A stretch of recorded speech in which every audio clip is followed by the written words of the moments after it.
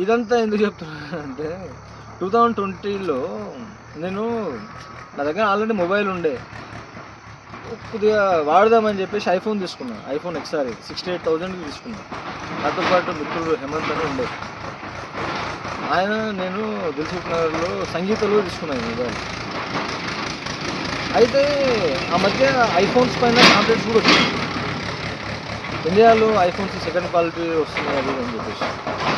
అయితే దీనికి ఇష్యూ ఏమైందంటే ఛార్జర్ ఫెయిల్ అయింది దీన్ని. తీసుకొని 1 మంత్ కూడా వాడలేదు దీన్ని. ఈ ఐఫోన్స్ యాక్చువల్లీ నాకు ఇంట్రెస్ట్ లేదు, ఏదో తీసుకున్నామని తీసుకున్నా.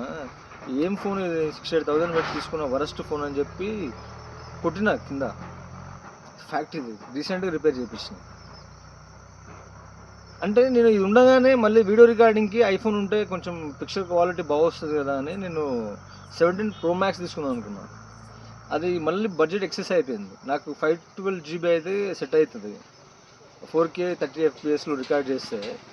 సో మళ్ళీ 128 GB 256 GB అంటే మళ్ళీ అది తీసుకొని వేస్ట్ అవుతుందని అట్లా ఆలోచిస్తే అది బడ్జెట్ ఎక్సెస్ అయిపోతుంది. సరే ఇప్పుడున్న రిక్వైర్మెంట్స్లో మొబైల్ అనేది నాకు ప్రైమరీ కాదు కాబట్టి నేను ఎట్లా చేద్దామని ఆలోచించినప్పుడు మళ్ళీ ఇది 128 GB నాకు అడిషనల్గా ప్లస్ పాయింట్ అయిపోయింది. ఏం చేసిన దీన్ని ఆల్రెడీ నా దగ్గర ఉన్నదని రిపేర్ చేయించుకున్నా